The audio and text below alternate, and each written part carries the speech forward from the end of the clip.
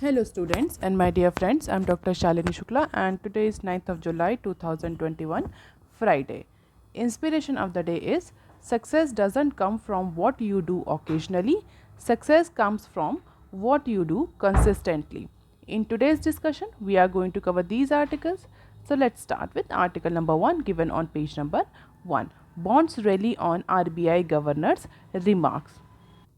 कल आरबीआई के जो गवर्नर हैं मिस्टर शक्तिकांता दास, उन्होंने बिजनेस स्टैंडर्ड को बताया कि जो आरबीआई आगे आने वाले लॉन्ग टर्म तक एकोमोडेटिव पॉलिसीज़ को ही लेकर चलेगा। और जैसे ही ये स्टेटमेंट आया आरबीआई के गवर्नर का कि देन आरबीआई इज़ थिंकिंग और RBI is planning to continue for accommodative policies in long term, especially as a rise in inflation could be temporarily hump and growth fragile. तो जिस तरह से economic situations चल रही हैं उनको देखते हुए आरबीआई ने एकोमोडेटिव पॉलिसीज़ के स्टांस को कंटिन्यू करने की बात करी। और इमीडिएटली इस अनाउंसमेंट के बाद या इस इंटरव्यू के बाद the local bond yields were falling edge US yield contracted sharply in the last few trading sessions, but in India, immediately after this announcement, bond market rallied.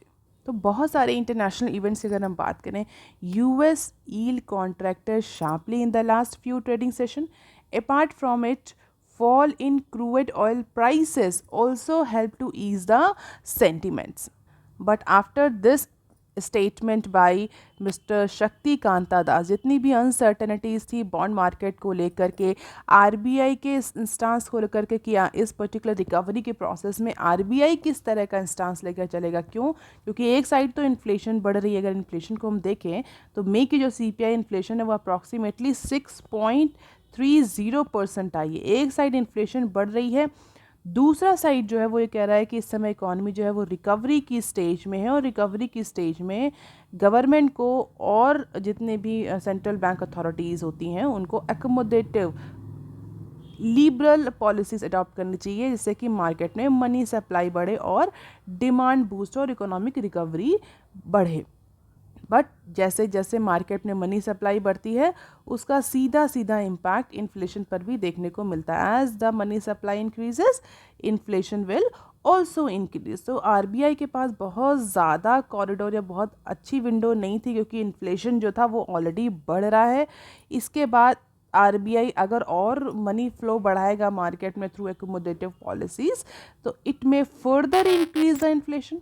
तो इस तरह के कन्फ्यूजन को लेकर के बॉन्ड मार्केट में बहुत कन्फ्यूजन था। जो पार्टिसिपेंट्स हैं, जो शेयर होल्डर्स हैं, उनमें बहुत ज़्यादा कन्फ्यूजन था, अनसर्टनिटी थी आरबीआई के स्टैंस को लेकर कि आरबीआई किस तरह का स्टैंस आगे आने वाले टाइम में लेगी, क्योंकि इन्फ्लेशन जो है वो भी कंटिन्यूसली बढ़ रहा है। अगर इन्फ्लेशन बढ़ रहा है तो एक पॉलिसी पैरामीटर ये भी कहता है कि if inflation is increasing it means there is a need to curb the money supply. Money supply आप कम करिए मार्केट से, इन्फ्लेशन ऑटोमेटिकली सब्सिडाइज हो जाएगा। बट चूँकि इस समय पैंडेमिक की वजह से इंडियन इकॉनमी बहुत ज़्यादा अफेक्ट हुई है, रिकवरी की स्टेज पर लाने के लिए मार्केट में मनी सप्लाई बहुत ज़रूरी, क्योंकि बहुत सारे ऐसे बिजनेस ऑर्गेनाइजेशन हैं जो लिक्विडिटी की क्रंच की सिचुएशन फेस कर रहे हैं। बहुत सारे एविएशन सेक्टर हो गया, टूरिज़्म हो गया, MSME sector, all these are actually getting affected worst and worst by this pandemic, and majorly because of the lack of fund and supply chain disruption. तो ज़रूरत तो मनी सप्लाई की है economy में, लेकिन इन्फ्लेशन बढ़ रहा तो आरबीआई को कहीं ना कहीं ट्रेड ऑफ करना पड़ेगा। आपको पता होगा कि आरबीआई का जो टारगेट है इन्फ्लेशन का वो 4+-2 है। इट मीन्स 2 से लेकर के 6 तक की जो रेंज है वो इन्फ्लेशन की है, और इस समय अपर रेंज को क्रॉस कर गई है सीपीआई। मई का जो डेटा है उसके अकॉर्डिंग सीपीआई इन्फ्लेशन 6.3% रही। तो इसको लेकर के काफ़ी ज़्यादा अनसर्टनिटीज़ थी। बट मिस्टर दास के इस स्टेटमेंट के अकॉर्डिंग कि RBI will continue for accommodative policy, will continue for liberal money policy, bond market में, इंडिया के बॉन्ड मार्केट में रैली देखने को मिली। और कई सारे इवन एक्सपर्ट का ये भी कहना है कि इन्फ्लेशन जून के मंथ में और ज़्यादा इंक्रीज़ होगी। तो आरबीआई किस तरह से एकोमोडेटिव पॉलिसीज़, लिबरल पॉलिसीज़ को लेकर चल पाएगा, it is still a question mark, but at least अभी के लिए जो मिस्टर दास है उन्होंने क्लैरिटी कर दी है, अनसर्टनिटीज़ को रिमूव कर दिया है और जिसका सीधा इम्पैक्ट बॉन्ड मार्केट को देखने को मिला। Yield head south, mid yield to maturity. अब देख लेते हैं next article. IPO bound LIC to have CEO, MD as center scraps chairman post। LIC को IPO के लिए तैयार करने के लिए गवर्नमेंट बहुत टाइम से चेंज कर रही है। अभी हमने रिसेंटली डिस्कस भी किया था कि IRDAI से भी रिलैक्सेशन मांगा है कि जो कॉरपोरेशन है यार, LIC is a corporation, LIC को कंपनी की तरह ट्रीट किया जाए फॉर इशूइंग द IPO। और आज की न्यूज़ में Life Insurance Corporation of India के ऑर्गेनाइजेशन स्ट्रक्चर की बात करी गई। उसमें कहा गया कि Life Insurance Corporation is readying itself for public listing and the government has abolished the position of chairman at this insurer company. तो अब जो चेयरमैन की पोजीशन होती थी LIC के वो स्क्रैप हो गई है। अब इसकी जगह CEO और मैनेजिंग डायरेक्टर होंगे, just like private organization. The changes has been modified by Department of Financial Services through rules in LIC Act 1956 और बहुत सारे रूल्स को अमेंड करना पड़ा in order to replace the position of chairman and to create the new position of CEO and MD. तो now LIC will have the position of MD and CEO, or these MDs and CEO will be appointed by central government only। तो अब ये देखना है कि ये सिर्फ नाम में चेंज किया गया है या अथॉरिटीज़ में, मैंडेट में, रोल में, फंक्शनिंग में, स्ट्रक्चर में भी चेंज आएगा इस तरीके से। क्यों? क्योंकि चेयरमैन का जो अपॉइंटमेंट होता था वो भी अप्रॉक्सीमेटली गवर्नमेंट के ही थ्रू होता था और MD और CEO का जो अपॉइंटमेंट, जो नई पोस्ट बनी है, उसका भी अपॉइंटमेंट गवर्नमेंट के ही थ्रू होगा। अभी कौन चेयरमैन है LIC का? That is MR Kumar. Mr. MR Kumar is the chairman of LIC whose tenure was extended by another 2 years last week। और इसके बाद LIC will have the CEOs and MDs only, there will be no chairman। Currently LIC के पास 4 MDs हैं, that Mr. Vipin Anand, Mukesh Kumar Gupta, Rajkumar and Siddharth Mohanty. इसके अलावा organisational structure में और सारा चेंजेस भी लाए गए हैं, कुछ फ्यू चेंजेस भी लाए गए, जिसमें एक लाइफ टाइम एक्चुअरी अपॉइंटमेंट की भी बात कही गई है। Designated actuary will have to be the member of institute of actuaries और institute of actuaries London and be nominated by the CEO और कमेटी ऑथराइज्ड बाय हिम। तो CEO, MD और एक्चुरीज के अपॉइंटमेंट को भी फैसिलिटेट किया है जिससे कि LIC का जो IPO आना है वो ईजिली आ सके। आप देख लेते हैं article number 3 that is given on page number 6। RBI to banks phase out LIBOR soon, move to alternative reference rate, and this news is very important if you are preparing for any banking exam। News क्या है? With the end for near London interbank offer rate, that in short we call LIBOR, the RBI on Thursday told the bank and other financial institutions to stop using this as a benchmark as soon as possible and mandatorily by December 31st। तो December 31st का जो last date है उस date तक जो भी banks और financial institution LIBOR को एज एन बेंचमार्क यूज़ कर रहे हैं, they should scrap this practice and move to any other alternative reference rate, that is ARR, move to any alternative reference rate except LIBOR। तो other alternative references rates क्या क्या available हैं banks के पास? सबसे ज़्यादा जो पॉपुलर ऑल्टरनेटिव्स हैं वो ये हैं secured overnight financing rate and sterling overnight interbank average rate, that is SONIA and SOFR। These are the two popular alternatives that banks can adopt but are nowhere near as popular internationally as LIBOR। LIBOR की तरह तो popular नहीं है but they are getting popularity and soon all these two alternative reference will become more popular। अब क्यों क्यों RBI ने ये लिबर को स्क्रैप करने के लिए बोला? अगर हम बात करें कि क्यों, रीज़न क्या है, तो LIBOR had to be scrapped after rate fixing scandal was unearth few years back. और ऐसा नहीं है कि आरबीआई पहली बार ऐसा बोल रही है बैंक्स को। अगस्त 2020 में आरबीआई ने एडवाइस किया था बैंक्स को कि वो लिबर को छोड़ दें। जिस तरह से रेट फिक्सिंग स्कैंडल हो रहा है इंडियन बैंकिंग इंडस्ट्री में, उसके कारण लिबर जो है वो इंडिया के बैंकिंग इंडस्ट्री या इंडिया के जो बैंकिंग इंडस्ट्री का जो स्ट्रक्चर है उस पर सूट नहीं कर रहा। Bank should avoid using LIBOR as a reference rate. Almost all bank deals in foreign exchange by now are ready with the transactions to ARR, but they have not decided that which one will be the most reliable ARR for। Banks ready हैं इस चीज़ के लिए, but Libre के अलावा और कौन सा ARR adopt किया जा सकता है जो सूटेबल रहेगा, उस पर लेकर कोई यूनिफॉर्मिटी नहीं है। जैसा कि मैंने बताया कि दो जो रेट हैं सोनिया और सोफर वो यूज़ किए जा सकते हैं, बट कौन सा बैंक कौन सा यूज़ करेगा या सारे बैंक एक ही यूज़ करेंगे, इस चीज़ को लेकर के अभी बहुत ज़्यादा श्योरिटी नहीं है। बैंकर्स से it is unlikely that Indian bank will take lead on this issue. It is up to RBI, जैसा आरबीआई बताएगा और जैसा इंटरनेशनल प्रैक्टिसेस जिस तरह से इवॉल्व हो रही हैं उसको देखते हुए जो इंडियन बैंक्स हैं they will follow the ARR। while a certain US dollar LIBOR setting will continue to publish till June 30, 2030. The extension of timeline for cessation is primarily aimed at ensuring role of the USD liquor linked legacy contracts and not to encourage the continued reliance on LIBOR। अब यहाँ थोड़ा सा Libre के बारे में जानना ज़रूरी है और क्यों आरबीआई इसको एक्चुअली रिमूव करना चाह रहा है from taking as a benchmark. अभी जो बैंक्स हैं वो इंटरनेशनल या फॉरेन एक्सचेंज में डील करने के लिए, इंटर बैंक में जो ट्रांजेक्शन्स होते हैं फॉरेन एक्सचेंज उसको डील करने के लिए लिबर को यूज़ करते हैं एज अ बेंचमार्क, पर आरबीआई ने मना कर दिया।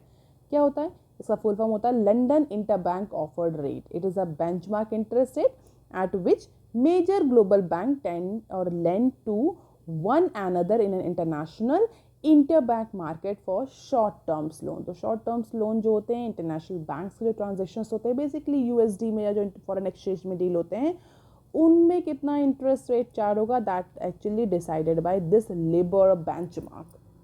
और कौन पब्लिश करता है इस बेंचमार्क को? Intercontinental exchange, that is ICE। ICE इसको पर डे पब्लिश करता है और बहुत पॉपुलर था ये benchmark, but due to the recent scandals and questions around its validity as a benchmark rate, now it is being phased out. According to the Federal Reserve and regulator in UK, LIBOR will be phased out by June 30, 2023। तब तक के लिए इसका data तो publish होगा, but it will be replaced by June 30, 2023, and which ARR is most likely to replace it, that is secured overnight financing rate। So this particular SOFR will replace this LIBOR। तो बहुत ज़्यादा manipulation, scandal, methodological errors, इन सब की वजह से जितने भी central bank है, सिर्फ इंडिया ही नहीं, other central banks are also leaving LIBOR as a benchmark. What RBI said? LIBOR contract must end by December 31। India में डेट दे दी गई है कि दिसंबर 31 के बाद से no bank will use this benchmark। Any fresh LIBOR contract after that should be managed risk of old contract and LIBOR demise, MIFOR will also cease to exist। और जहाँ LIBOR ख़त्म हुआ उसी के साथ साथ ये MIFOR जो है ये भी ख़त्म हो जाएगा एंड बैंक्स में adopt other rates for reference. अब देख लेते हैं some other news tips. KN win freeze on government assets in Paris. तो KN एनर्जी को इंडिया के अगेंस्ट फिर से एक सक्सेस मिली है। Armed with the judicial order upholding its case, London listed KN energy PLC has identified high value assets of Indian government in US, UK, Canada, Singapore, Mauritius, France and Netherlands. जैसा कि हमने discuss किया था video में भी, एक separate video अगर आपको KN एनर्जी का डिस्प्यूट समझना है तो there is a separate video in described section और in litigation section, basically not described. Litigation section में, डिस्प्यूट लिटिगेशन सेक्शन में एक वीडियो है जो कि स्पेशली केयर एनर्जी और इंडिया के डिस्प्यूट पर है, आप उसको जाकर के देख सकते हैं। बहुत ज़्यादा डिटेल में हम यहाँ पर डिस्कस नहीं कर सकते because it will make video lengthy. तो शॉर्ट में बता देती हूँ कि जो केयर ने जो केस जीता था इंडियन गवर्नमेंट के अगेंस्ट, उसको लेकर के केयर ने US, UK, Canada, Singapore, Mauritius, France, Netherlands, यहाँ पर इंडियन गवर्नमेंट के असेट्स को सीज करने की बात कही थी और उसके लिए केस भी करने की बात कही थी। अभी रिसेंटली केयर ने पेरिस में जो एक केस फाइल किया था, वो केस पेरिस में जीत लिया। उस केस के अंदर जो भी इंडियन गवर्नमेंट के असेट्स हैं जिनको आइडेंटिफाई किया गया, that will be seized in order to repay the penalty of Indian government. तो फिलहाल के लिए केयर ने एक फेवरेबल ऑर्डर ले लिया है। कहाँ से? फ्रेंच ट्रिब्यूनल से। फ्रेंच ट्रिब्यूनल से ऑर्डर ले लिया है। किस लिए? अप्रॉक्सीमेटली 20 प्रॉपर्टीज़ को सीज किया जाएगा। हाई वैल्यूड प्रॉपर्टी है इंडियन गवर्नमेंट की, जिनकी जो वैल्यू है वो डॉलर अप्रॉक्सीमेटली 20 मिलियन है। तो इन 20 असेट्स को सीज कर दिया गया है with value more than 20 million euro, not dollar, 20 million euro. और इस एसेट सीज के थ्रू यूनियन गवर्नमेंट को अप्रॉक्सीमेटली जो 1.2 बिलियन का जो पेनल्टी इम्पोज हुआ था, किया गया था इंडियन गवर्नमेंट में, वो पे करना पड़ेगा केयर को। और सिर्फ यूके में ही नहीं, कनाडा, फ्रांस, मॉरिशस और अदर कंट्रीज़ में भी केयर ने इस तरह के लिटिगेशंस स्टार्ट किए हैं against Indian government. And definitely Indian government is not going to follow this order, it will actually contest the French court order. और केस के बाद केस जनरेट होते जा रहे हैं केयर एनर्जी के टैक्सेशन डिस्प्यूट को लेकर के। अब देख लेते हैं next clip. Zomato shareholder set for a big payday. तो बहुत जो टाइम से जिस आईपीओ का वेट हो रहा था जोमैटो का, that finally has turn out to be the major winning bet for several private equity investors and early backers of online food delivery company.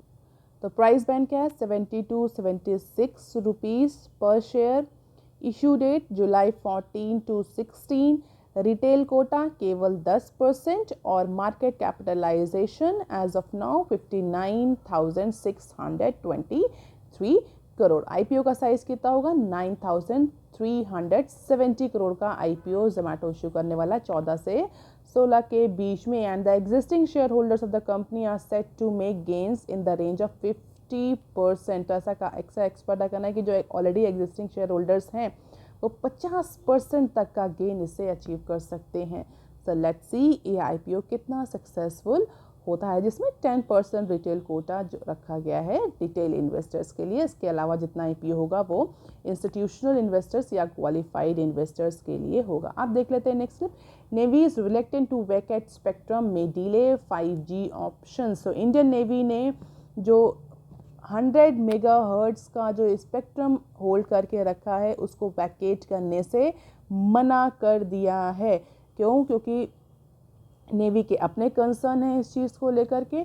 Navy का ये कहना है कि नेवी के लिए ये जो स्पेक्ट्रम है that is important and navy is not actually very willing to vacate this spectrum. और जब तक ये स्पेक्ट्रम वैकेट नहीं होगा 5G के लिए गवर्नमेंट ऑफ इंडिया ऑक्शन नहीं कर सकती, क्योंकि this is one of the spectrum that is proposed for selling under the new 5G auction. जो 5G ऑक्शन होने वाला है उसमें इस स्पेक्ट्रम की भी ऑक्शनिंग होनी है। And this particular reluctant by navy could delay the center plan to proceed with the 5G option in financial year 2022.